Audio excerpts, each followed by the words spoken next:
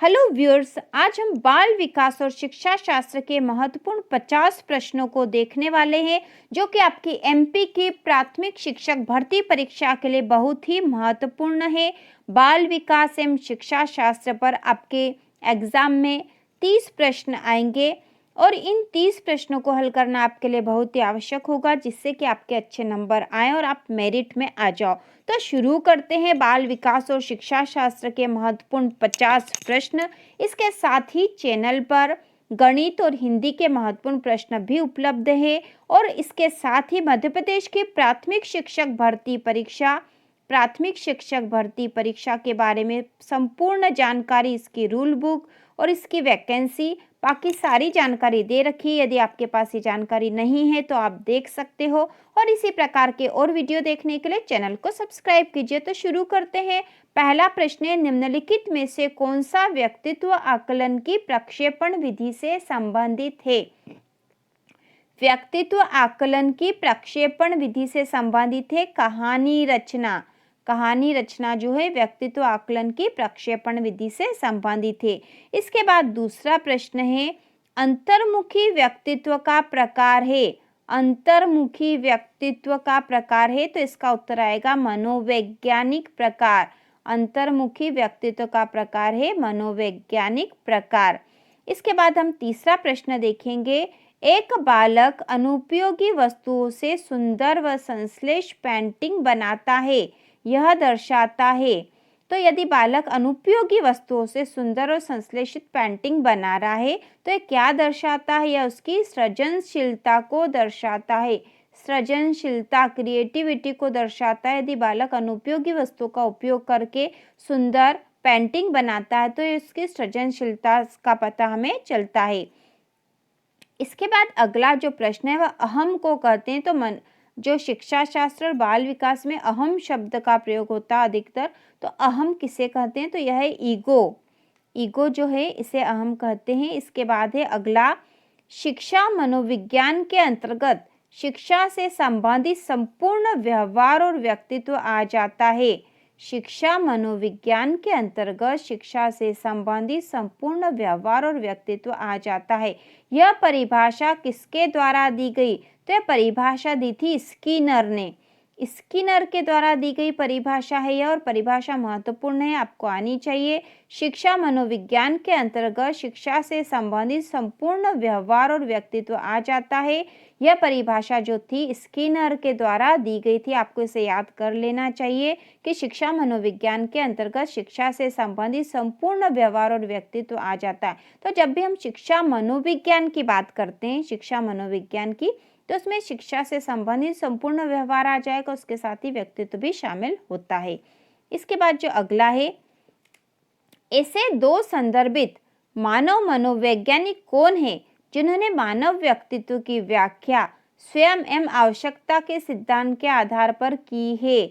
ऐसे दो संदर्भित मानववादी मनोवैज्ञानिक कौन है जिन्होंने मानव व्यक्तित्व की व्याख्या स्वयं एवं आवश्यकता के सिद्धांत के आधार पर की है? कौन सा सिद्धांत? स्वयं एवं आवश्यकता का सिद्धांत। तो ऐसे दो मानववादी मनोवैज्ञानिक है मैस्लो और रोजर्स। मैस्लो और रोजर्स ने मानव व्यक्तित्व की व्याख्या स्वयं और आवश्यकता के सिद्धांत के आधार पर की है और यह वैज्ञानिक है मैस्लो और रोजर्स। इसके बाद अगला जो महत्वपूर्ण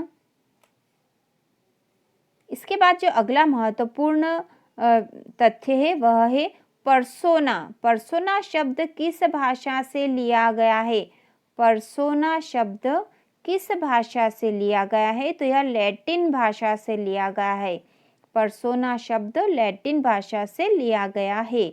इसके बाद अगला है, अंतर्मुखी व्यक्तित्व वाले व्यक्ति रुचि रखते हैं।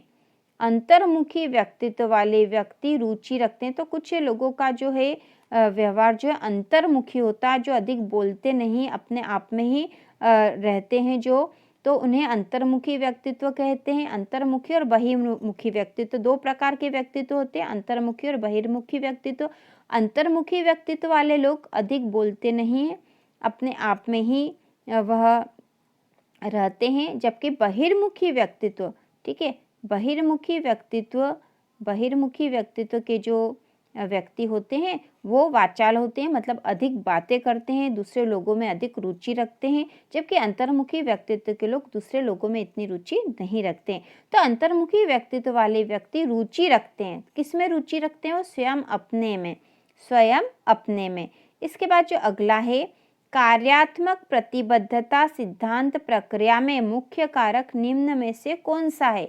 तो यहाँ पे फिर एक नए सिद्धांत की बात हुई है और वह है कार्यात्मक प्रतिबद्धता सिद्धांत प्रक्रिया में मुख्य कारक निम्न में से कौन सा है? आकृतिकरण, पुनर्बलन, बहिर्गमन, स्वतः आपूर्ति। तो इसमें आएगा पुनर्बलन। ठीक है, कौन सा? कार्यात्मक प्रतिबद्धता सिद्धांत। तो कार्यात्मक प्रतिबद्धता सिद्धांत जो है इसके मुख्य कारक जो है वह पुनर्बलन है। तो जब हम मनोविज्ञान पढ़ते हैं या शिक्षा शास्त्र पढ़ते हैं तो उसमें इन सब शब्दों का प्रयोग होता है जिन्हें हम डिटेल में समझते हैं। यदि आपको यह सारे शब्दों के अर्थ समझने हैं या बाल विकास एवं शिक्षा शास्त्र का विस्तृत रूप से समझना है तो आप चैनल को सब्सक्राइब कीजिए, क्योंकि इस पर जल्द ही इस प्रकार के वीडियो आने वाले हैं। इसके बाद हम अगला देखेंगे और वह है निम्न में से कौन सा सृजनात्मकता का महत्व दर्शाता है? निम्न में से कौन सा सृजनात्मकता का महत्व दर्शाता है? तो इसमें है संवेगों का प्रदर्शन, सामाजिक सामंजस्य, अनुशासन का विकास या उपयुक्त सभी। तो इसका उत्तर आएगा उपयुक्त सभी। सृजनात्मकता का महत्व दर्शाते हैं तो संवेगों का प्रदर्शन भी दर्शाता है, सामाजिक सामंजस्य भी दर्शा रहा है और अनुशासन का विकास भी दर्शाता है। इसके बाद अगला है, शिक्षण से तात्पर्य उन क्रियाओं से है जिनकी संरचना और परिचालन विद्यार्थी के व्यवहार में परिवर्तन लाने के लिए किया जाता है। यह परिभाषा दी है क्लार्क ने। यह परिभाषा दी और परिभाषा क्या है? शिक्षण से तात्पर्य उन क्रियाओं से है, मतलब शिक्षण मतलब हमारी जो पूरी शिक्षा व्यवस्था है उससे तात्पर्य उन क्रियाओं से जिनकी संरचना और परिचालन विद्यार्थी के व्यवहार में परिवर्तन लाने के लिए किया जाता है। तो सारी शिक्षा व्यवस्था, इसकी संरचना और परिचालन जो है विद्यार्थी के व्यवहार में परिवर्तन लाने के लिए किया जाता है और यह परिभाषा दी है क्लार्क महोदय ने यह परिभाषा दी है। इसके बाद जो अगला है वह निष्क्रिय अधिगमकर्ता की पहचान होती है। निष्क्रिय अधिगमकर्ता की पहचान होती है। तो निष्क्रिय अधिगमकर्ता की पहचान होती है व्याख्यान विधि से। तो यहाँ पे शिक्षा की जो विधियाँ है, व्याख्यान विधि, यह भी हम शिक्षा शास्त्र के अंतर्गत या बाल विकास के अंतर्गत पढ़ते हैं। इसके साथ ही अधिगमकर्ता शब्द भी हमें पता होना चाहिए। तो इसके बाद हम अगला पढ़ते हैं, अधिगम तब तक संभव नहीं है। अधिगम मतलब सीखना होता है एक तरह से। अधिगम तब तक संभव नहीं है जब तक कि व्यक्ति शारीरिक तथा मानसिक रूप से नहीं हो। ठीक है, यह कब तक नहीं सीख पाएगा? ठीक है, जब तक संभव नहीं है। तो अधिगम तब तक संभव नहीं जब तक कि व्यक्ति शारीरिक तथा मानसिक रूप से नहीं हो। तो क्या नहीं हो? तत्पर, परिपक्व, सूक्ष्म बूझ वाला। तो इसमें आएगा उपयुक्त सभी। ये सभी होंगे उसके अंतर्गत, तभी वह अधिगम कर पाएगा। अधिगम तब तक संभव नहीं जब तक कि व्यक्ति शारीरिक तथा मानसिक रूप से नहीं हो। तो तत्पर होना चाहिए, परिपक्व, सूक्ष्म, सूझवाला, उपयुक्त सभी। यह जब तक नहीं होगा तब तक अधिगम संभव नहीं होगा।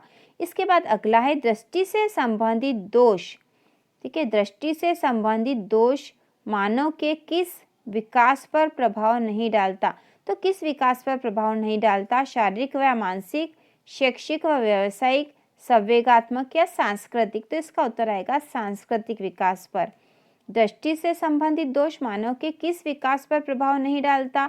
तो उसके सांस्कृतिक विकास पर प्रभाव नहीं डालता है, जबकि शारीरिक और मानसिक विकास पर प्रभाव डालता है, शैक्षिक और व्यावसायिक विकास पर भी प्रभाव डालता है और संवेगात्मक विकास पर भी प्रभाव डालता ही है।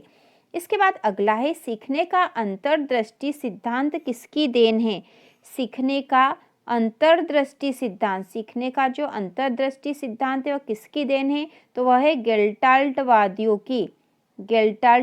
की देन है। तो ये जितने भी सिद्धांत है आपको एक अलग कॉपी में लिख लेना चाहिए और उसको सिद्धांत के जो देने वाले हैं प्रस्तुतकर्ता, उनके नाम भी उनके सामने लिख लेना चाहिए ताकि आपको याद करना और उसे फिर से दोहराना आसान होगा। यदि आप उसको फिर से दोहराते रहोगे तो आपको वो आसानी से याद हो जाएंगे।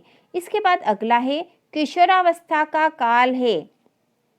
किशोरावस्था का काल है तो किशोरावस्था का काल है 13 वर्ष से 18 वर्ष तक। 13 वर्ष से 18 वर्ष तक किशोरावस्था है।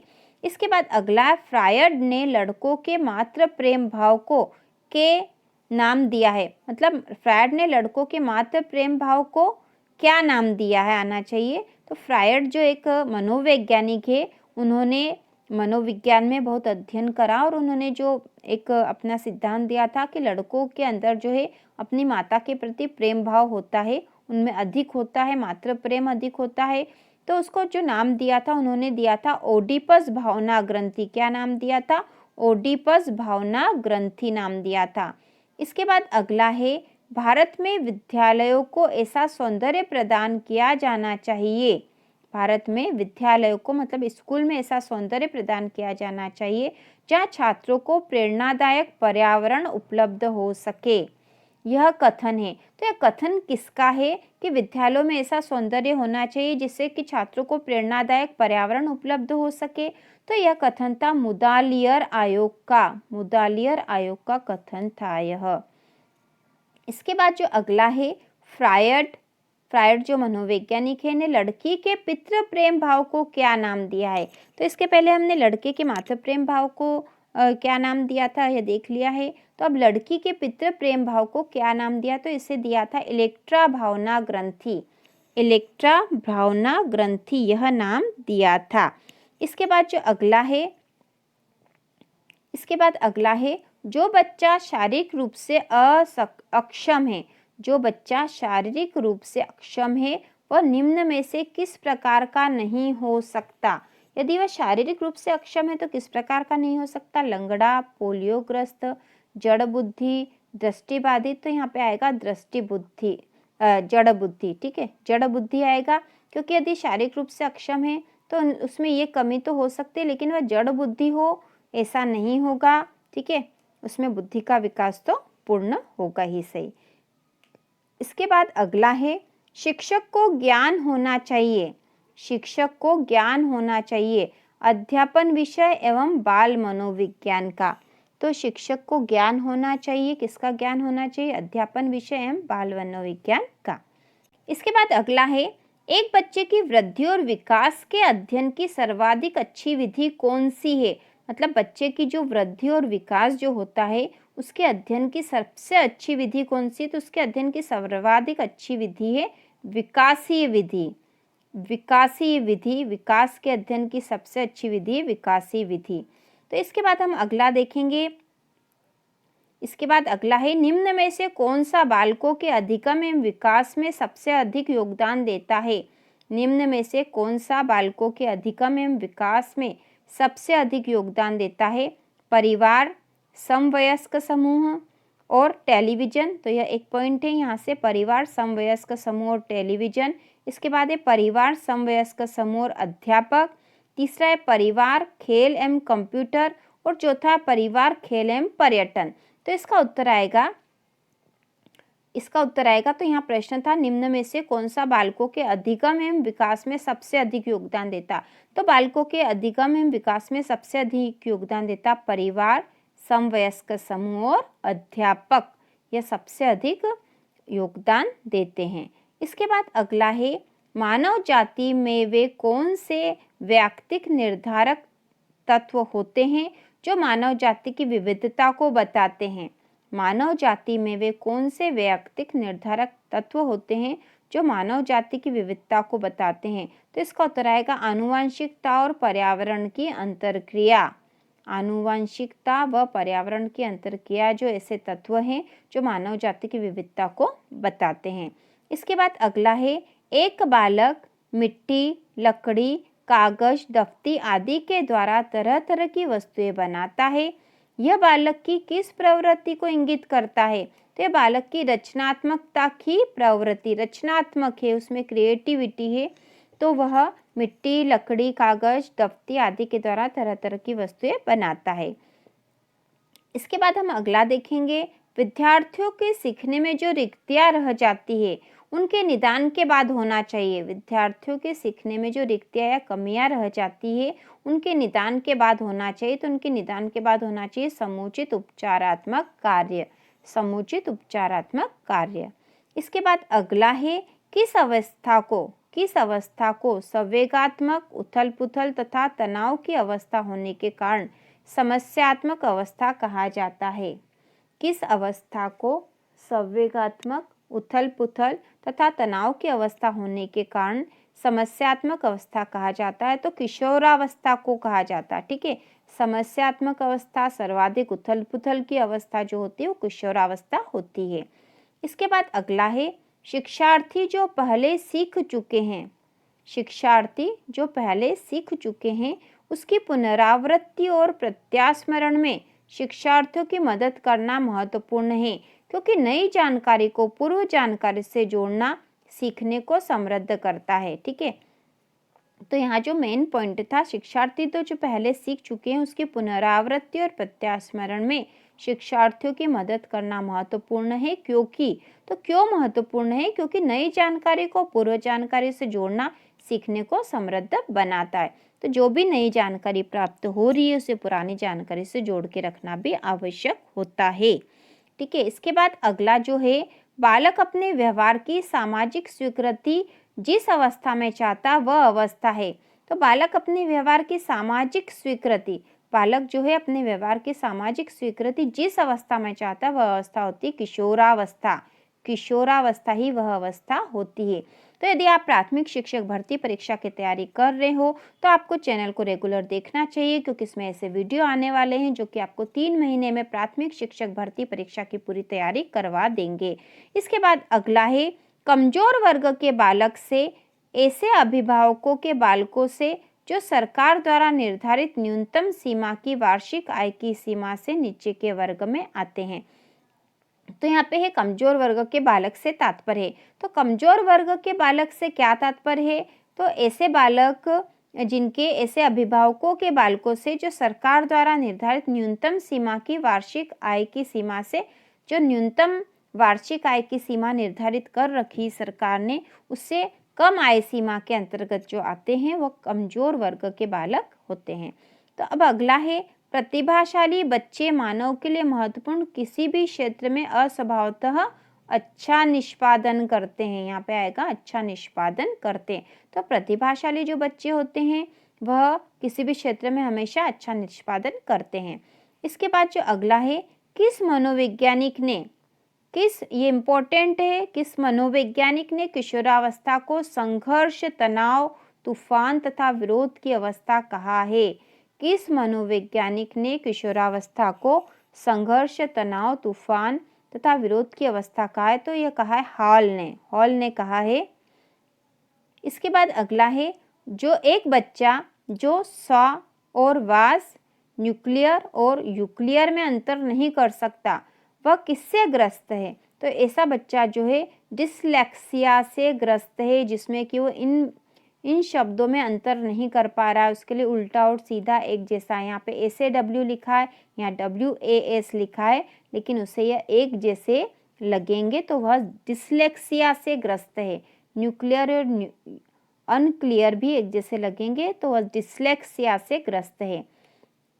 इसके बाद अगला है, प्रतिभाशाली बच्चों के संदर्भ में संवर्धन का अर्थ है, एक्सेलरेशन का अर्थ क्या है? ऐसे विद्यार्थियों को वर्तमान स्तर ग्रेड को छोड़कर अगले उच्च स्तर ग्रेड में प्रोन्नत करना। तो प्रतिभाशाली बच्चों के संदर्भ में संवर्धन का अर्थ क्या है? तो इनको संवर्धन का अर्थ है कि उनको जो वर्तमान ग्रेड है उसे छोड़कर अगले उच्च स्तर ग्रेड में प्रोन्नत कर देना चाहिए। इसके बाद अगला है, प्रतिभाशाली विद्यार्थी, प्रतिभाशाली जो विद्यार्थी होते हैं अपने निर्णयों में आत्मनिर्भर होते हैं, अपने निर्णयों में आत्मनिर्भर होते हैं। इसके बाद अगला है, शारीरिक रूप से अक्षम बच्चों को सामान्यतः होता है, शारीरिक रूप से अक्षम बच्चों को सामान्यतः होता है तो उन्हें क्या होता है? डिस्ग्राफिया, सामान्यतः होता है डिस्ग्राफिया।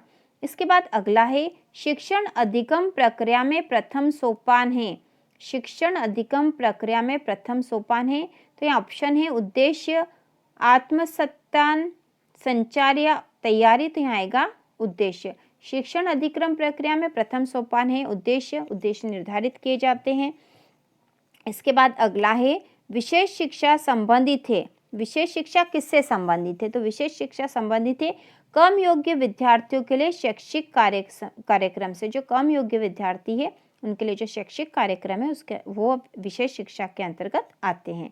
इसके बाद अगला है निम्नलिखित में से क्या प्रतिभाशाली बालक का गुण नहीं है? प्रतिभाशाली बालक का गुण इनमें से क्या नहीं है? विशाल शब्दकोश, सुस्त मानसिक प्रक्रिया, सामान्य ज्ञान की श्रेष्ठता, दैनिक कार्यों में विभिन्नता, तो यहाँ आ जाएगा सामान्य ज्ञान की श्रेष्ठता। इसके बाद अगला है किस अवस्था में बालक शिशु के समान अस्थिर मन वाले हो जाते हैं तथा उस अवस्था को शैशवावस्था की पुनरावृत्ति भी कहा जाता है। शैशवावस्था की पुनरावृत्ति और ऐसी स्थिति में मन अस्थिर मन हो जाता है तो यह अवस्था होती किशोरावस्था, अस्थिर मन, ठीक है, और इसे शैशवावस्था की पुनरावृत्ति भी कहा जाता है, तो वह होती किशोरावस्था। इसके बाद अगला है प्रतिभाशाली बालकों की पहचान की जा सकती है। प्रतिभाशाली बालकों की पहचान की जा सकती है बुद्धि परीक्षण द्वारा, अभिरुचि परीक्षण द्वारा, उपलब्धि परीक्षण द्वारा, तो यहाँ आ जाएगा उत्तर ये सभी, इन सभी के द्वारा प्रतिभाशाली बालकों की पहचान की जा सकती है। इसके बाद अगला है किसी सृजनशील बालक का लक्षण है। सृजनशील बालक का लक्षण क्या होगा? जिज्ञासा, कुछ जानने की इच्छा उसमें हमेशा बनी रहेगी, तो वही सृजनशील बालक का मुख्य लक्षण है। इसके बाद अगला है ब्रूनर के अनुसार सृजनात्मकता का पक्ष है नवीनता, आश्चर्य या मौलिकता, तो इसमें आ जाएगा ये सभी होते हैं। ब्रूनर के अनुसार सृजनात्मकता के जो मुख्य पक्ष है वो है नवीनता, आश्चर्य और मौलिकता, सभी, ठीक है। इसके बाद अगला है निम्न में से क्या सृजनात्मकता का एक तत्व नहीं है? ठीक है, निम्न में से क्या सृजनात्मकता का एक तत्व नहीं है? प्रभावशालीता, मौलिकता, लचीलापन या प्रवाह, तो यहाँ पे आएगा प्रभावशीलता, ठीक है। सृजनात्मकता का एक तत्व नहीं है, प्रभावशीलता नहीं है, मौलिकता होती है, लचीलापन और प्रवाह होगा। इसके बाद अगला जो है जो अपनी योग्यता, क्षमताओं, व्यक्तित्व तथा व्यवहार संबंधी विशेषताओं की दृष्टि से अपनी आयु के अन्य औसत तथा असामान्य बालकों से भिन्न होते हैं वे हैं। तो ऐसे बच्चे जो अपनी योग्यता और क्षमता और व्यक्तित्व के आधार पर अपनी आयु के जो बच्चे उनसे भिन्न है तो वो क्या कहलाएंगे? विशिष्ट बालक कहलाएंगे, विशिष्ट बालक। इसके बाद अगला है निम्न में से क्या सृजनात्मकता हेतु आवश्यक है? ठीक है, निम्न में से क्या सृजनात्मक हेतु आवश्यक है? संवेदना, चिंतन, तार्किकता या कल्पना, तो सृजनात्मकता के लिए सबसे आवश्यक है कल्पना। इसके बाद अगला है प्रतिभाशाली बालकों की शिक्षा व्यवस्था हेतु संस्थान है। प्रतिभाशाली बालकों की शिक्षा व्यवस्था हेतु संस्थान है ज्ञान प्रबोधिनी संस्थान है। इसके बाद अगला है अधिगम के प्रक्रम में अभिप्रेरण। अधिगम के प्रकरण में अभिप्रेरण क्या है? तो यह नए सीखने वालों में अधिगम के लिए रुचि का सृजन करता है, ठीक है। अभिप्रेरण जो है नए सीखने वालों में अधिगम के लिए रुचि का सृजन करता है। इसके बाद अगला है नवीन एवं अमूल्य विचारों के सृजन करने की क्षमता क्या कहलाती है? तो यह कहलाती है सृजनात्मकता। नवीन और अमूल्य विचारों के सृजन करने की क्षमता सृजनात्मकता है। इसके बाद अगला है मौखिक रूप से सीखने की अक्षमता है। मौखिक रूप से सीखने की अक्षमता है अफेज्या। अफेज्या जो है सीखने की अक्षमता है। तो इस प्रकार हमने बाल विकास और शिक्षा शास्त्र के कुछ महत्वपूर्ण प्रश्नों को देखा है जो कि आपके एग्जाम में आ सकते हैं। तो इसी प्रकार के और वीडियो देखने के लिए प्राथमिक शिक्षक भर्ती परीक्षा की तैयारी के लिए चैनल को सब्सक्राइब कीजिए।